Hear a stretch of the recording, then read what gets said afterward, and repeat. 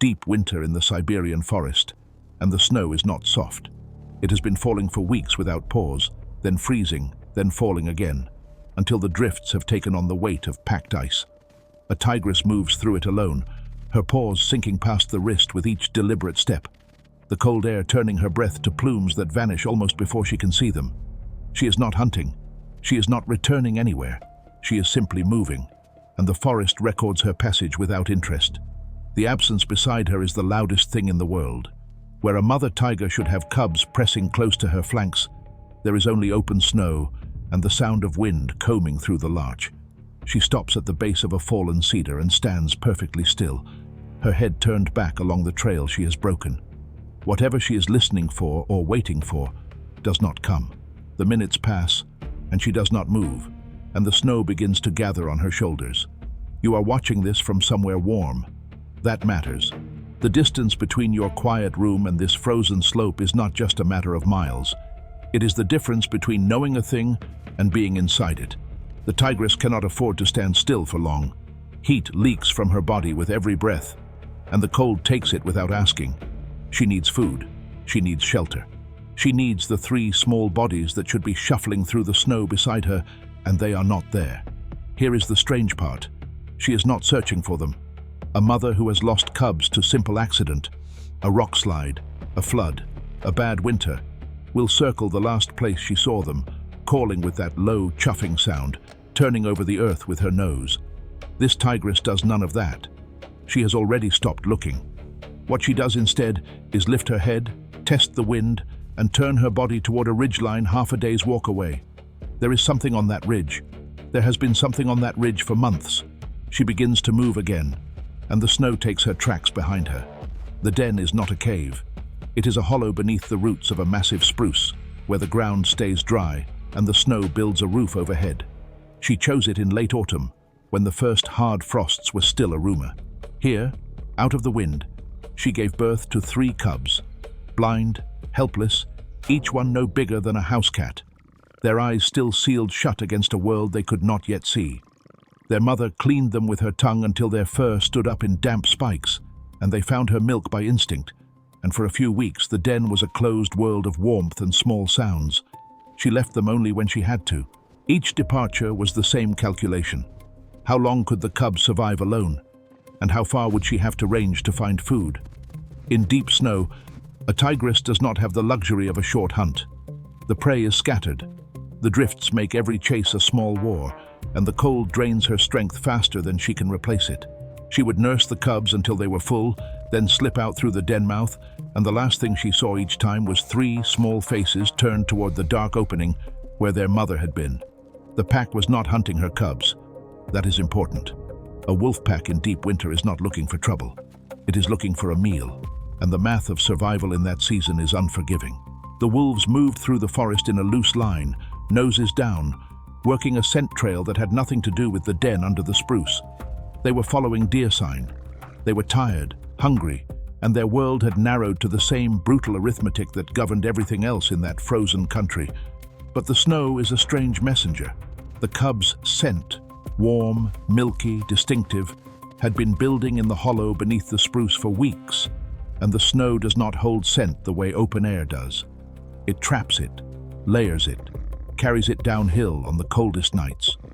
The wolves crossed that scent line 200 meters from the den, and the lead female stopped so suddenly that the pack bunched up behind her. She tested the air. She turned. The line she had been following no longer mattered. The den was not built to withstand predators. No tiger den is. The mother had chosen it for warmth and dryness, not for defense. She had counted on her own presence to keep the cubs safe, and for most of the winter that calculation had held. The wolves came to the mouth of the hollow and found the warm, vulnerable smell of something that could not fight back. What happened next took less time than it takes to describe. The tigress returned to find the snow around the den disturbed in ways she had never seen before. The tracks were multiple, overlapping, going in and out of the hollow where her cubs had been. She stood at the entrance for a long moment, and the forest went quiet around her. A mother tiger knows her own cub's scent the way you know the sound of a voice you have heard every day for years. She knew in that first instant that the den was empty, and that the litter she had carried inside herself for months was gone. The snow did not betray the den. It carried what was already there, and the wolves followed the trail to its end. Subscribe, and this channel will keep you with the tigress through whatever comes after, without adding noise to the record. In the comments, leave the single word you would give to the stillness at the den mouth, or say plainly if no word came to you. There is no word for what happens in a tigress at that moment, because there is no way to measure it. She did not cry out. Tigers do not mourn audibly in the way people expect.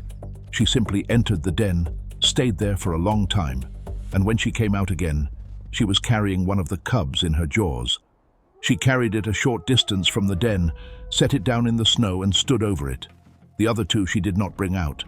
Perhaps they were too badly broken to carry. She did not bury them. Nothing in her world taught her that ritual. She left the small bodies where they lay and walked away from the den, and for the next several days, she did not hunt. She traveled. The wolves' scent was on everything. On the disturbed snow, on the den mouth, on the air around the hollow where her cubs had drawn their last breaths in the dark. She carried that scent with her as she moved, and she did not try to lose it. The pack had gone south, down into the lower valleys where the snow was shallower and the deer more plentiful. They had not lingered near the den. A wolf pack that has killed tiger cubs knows that a tigress is somewhere nearby, and a tigress is the one thing in the Siberian forest that can kill a wolf with a single blow. The pack had fed, moved on, and tried to put distance between themselves and the hollow under the spruce. They did not know they were being followed. How could they? The tigress was not leaving tracks they could read as a threat. She stayed downwind, kept to the dense cover, and moved only when they moved. She was not hunting them the way she hunted deer. She was not looking for an angle of approach or a moment of weakness. She was watching. She was learning their habits, their routines, their vulnerabilities, the way a patient student learns a difficult subject, and the snow was her teacher. You have watched something like this before, even if you have never seen a tiger. The way a mother will study a doorway after her child has walked through it and not returned. The way certain kinds of attention become a form of waiting, and the waiting becomes a kind of discipline that the rest of the world cannot touch. If you have ever sat and watched a parent do nothing, absolutely nothing, while the silence around them thickened with all the words they were not saying, you already know the weight the tigress carried up that ridge. The first month was the hardest. The cold did not relent, and the hunger that had been a background condition of her life became a sharper, more insistent presence. She needed to eat, but hunting took time and energy away from watching. She solved the problem the way her species always has. She hunted smaller prey, took what she could find quickly, and returned to the pack's trail with the blood still drying on her muzzle. She was not thriving. She was lasting. There is a difference, and in that difference lies the whole logic of survival. She learned the pack's territory. The wolves had a regular route, a circuit that carried them from the lower valley up through the timbered slopes and back down again, following the deer as the deer followed the browse. They used the same crossing points, the same ridgelines, the same sheltered hollows where they rested during the worst of the weather. The tigress mapped all of it without ever once showing herself. She watched from cover as the pack passed below her, the adults strung out in a line, the yearlings lagging behind, the alpha pair moving with the easy confidence of animals that believed themselves safe. By the third month, the snow had begun to soften. The days stretched longer, and the first birdsong returned to the forest, thin, tentative, as if the season itself was not sure it wanted to commit. The tigress had lost weight. The ribs showed through her coat, and the muscles along her shoulders had a tight, starved look that spoke of too many days between meals. But her eyes had not changed. She watched the pack with a patience that had nothing to do with time, because she was no longer measuring the days the way the rest of the world does. The yearlings were the first to test her patience. Young wolves are not careful. They play, they wander, they lag behind the adults, and they do not understand that the forest is full of things that do not love them. One of them, a gangly male with a scar across his muzzle, came close enough to the tigress's hiding place that she could see the individual hairs on his back. She did not move. She watched him pass, her body so still that she might have been part of the fallen log she crouched behind. And when he was gone, she let out a breath so slow that the snow beneath her did not even stir. It was not fear that held her back. It was not mercy.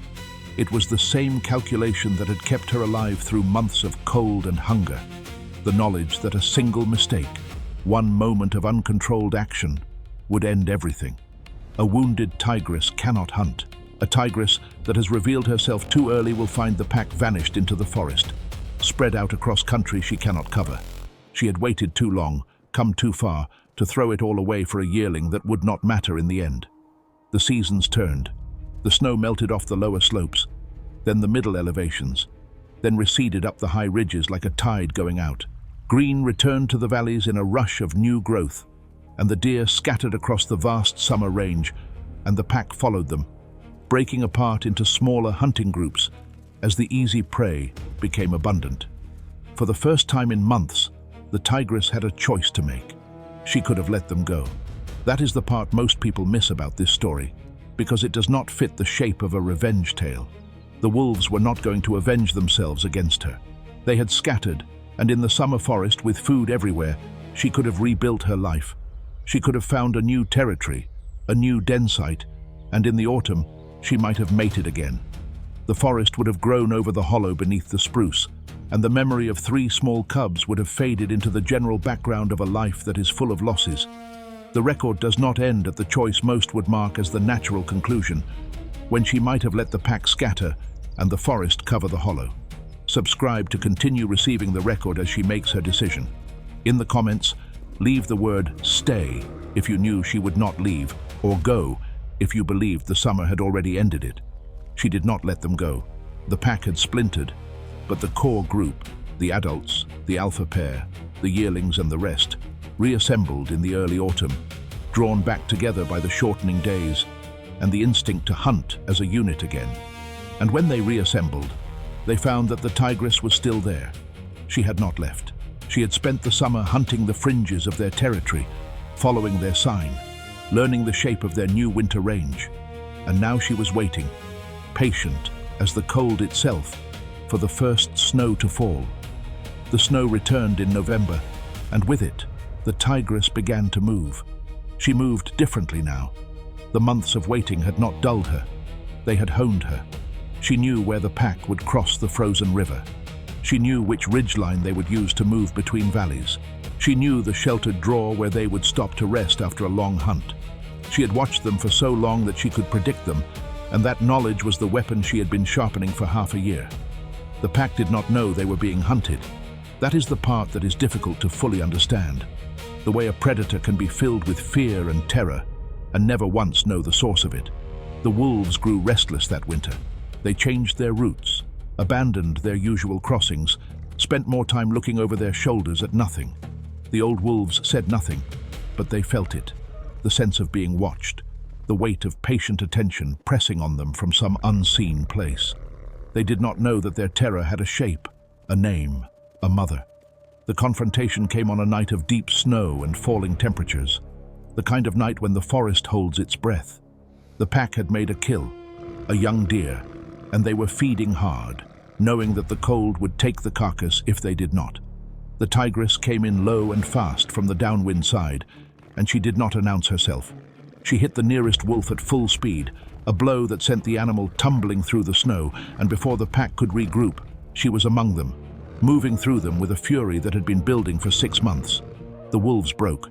They scattered in every direction, and the tigress chose her target with a cold precision that had nothing to do with anger. She took down the ones that lagged, the ones that hesitated, the ones that turned to fight instead of fleeing. The snow around the kill turned dark, and the forest filled with sounds that carried for a long distance before the wind swallowed them. When it was over, the tigress stood alone among the bodies. The pack that had killed her cubs was gone. Those that survived had fled into the night, and they would not return to this valley. She did not feed on them. She did not mark the kill or display it, or do anything that a human might interpret as triumph. She simply stood there in the falling snow, her breath clouding the air, and then she turned and walked away. The snow is falling again now, months later, and the tigress is still in the same valley. She has a new den site, higher up, better hidden, and she has been spending more time in it lately. The tracks around the new den are small ones, fresh, recent, the kind that suggest there is something inside the hollow that she is keeping warm. The pack's survivors have not returned. They have moved to the far end of their range, and when they pass within scent of the valley, they go around it, the way a river goes around a boulder. She is older now, and thinner than a tigress her age should be. The winter she spent waiting took something out of her that will not grow back. But she is alive, and she has found a new rhythm, and the small tracks in the snow around her den are a kind of answer to a question the forest never asked. If you know where to look, you can still find the old kill site. The bones have been scattered by scavengers, and the snow has covered what remains, and in a year or two the forest will have reclaimed it entirely. The tigress does not go there anymore. She has no need. The place where her cubs died is not a shrine or a memory. It is just another hollow in the ground, filling with snow, and every season it becomes a little harder to find. The tracks from her new den lead up through the larch and over the ridge, and they do not go to the old site. They go where the hunting is good, where the cover is thick, where the next generation of small, warm bodies will learn the shape of this frozen world from their mother's side. She knows the way now. She has walked it through every season, through the deep snow and the green summer and the long patience of the turning year. She carries the valley inside her the way she carried her cubs, hidden, protected, entirely her own. The wind is rising again, and the first new flakes are beginning to fall, and the tigress is far from here, moving through the forest with a steady rhythm that has nothing to do with hurry.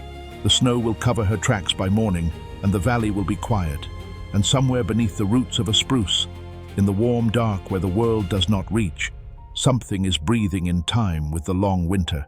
The forest holds the tigress's new family the way it once held her first litter. But nothing about this den is a repetition. The site she chose sits higher on the slope, where the spruce grow denser and the snow drifts deeper against the north face of the ridge. A careful observer would notice the differences.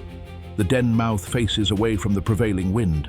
The approach is hidden by a fallen log, and the ground beneath the roots stays dry even during the worst thaws. She did not choose this place by accident. She chose it with the accumulated knowledge of a mother who has already learned what the forest can take. The cubs inside are not the same size as the first litter was at this age. They are smaller, and there are 2 of them, not 3.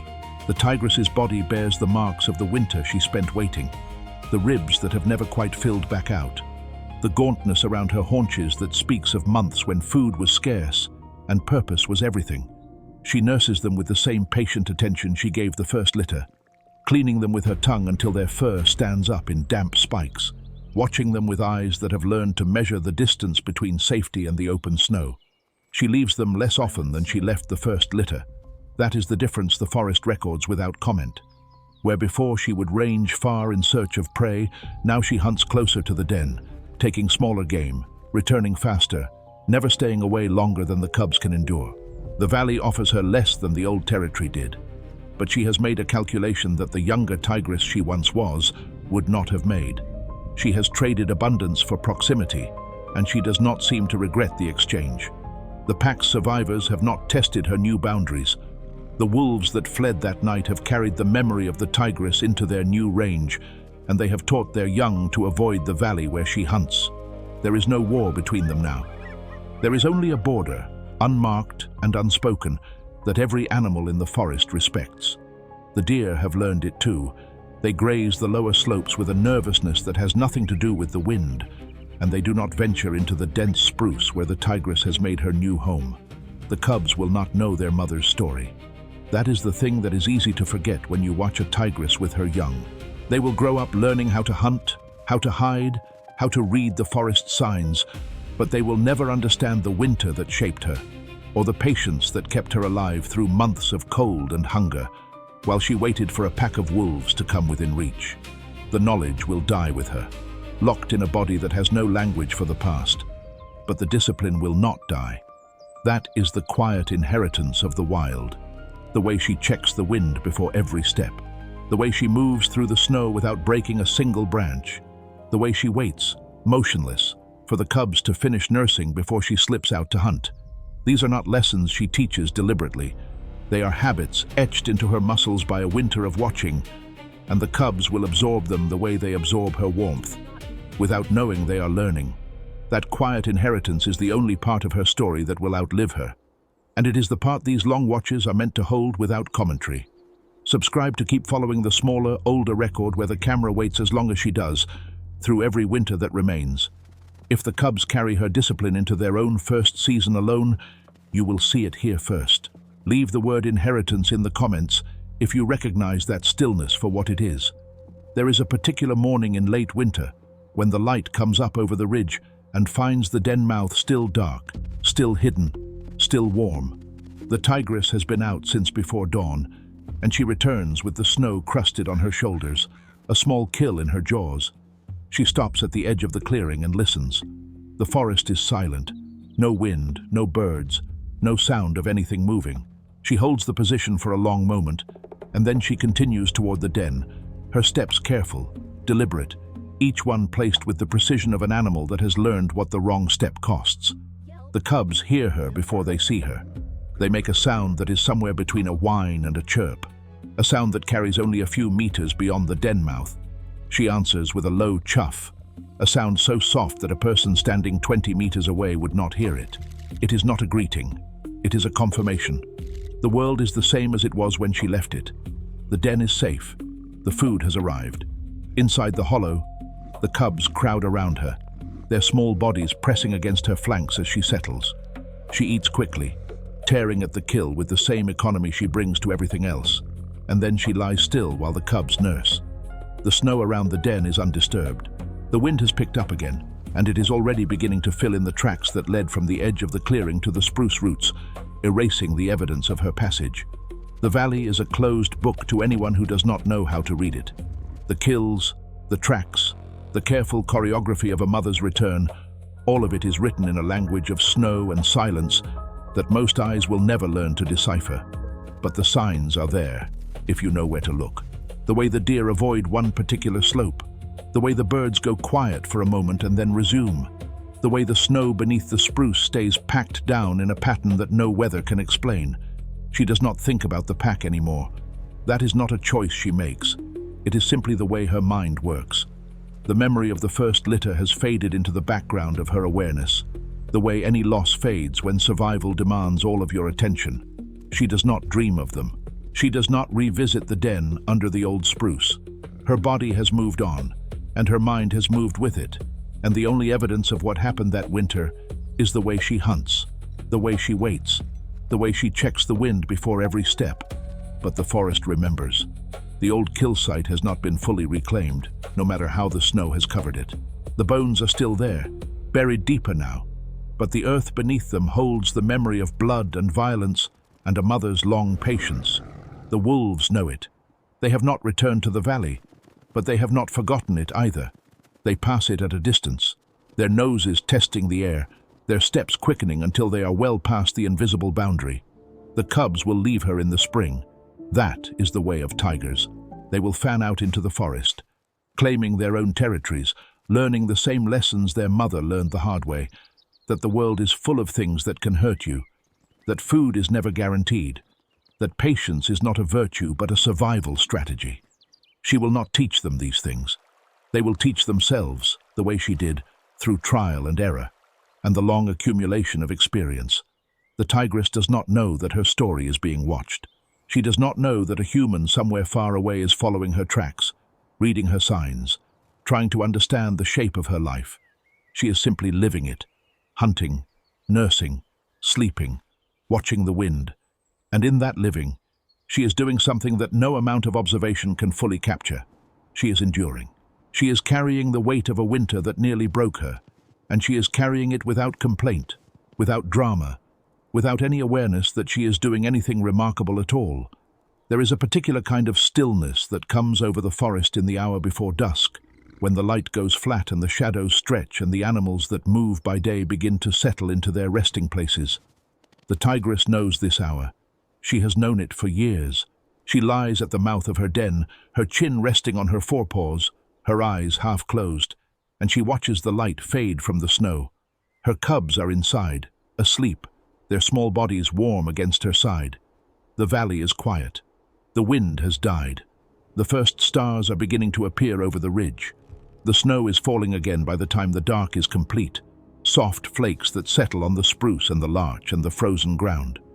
The tigress does not move. She has no reason to. The den is warm, her cubs are safe, and the forest, vast, indifferent, eternal, holds her in its silence, the way it has held every creature that ever lived here. This is the rhythm she has chosen, the rhythm that chose her, a life of waiting, of watching, of doing what must be done. The snow will fall all night. By morning, the tracks will be gone, and the valley will be white and empty and new, and somewhere beneath the roots of a spruce, the next generation of tigers will be learning the shape of the world from the inside out.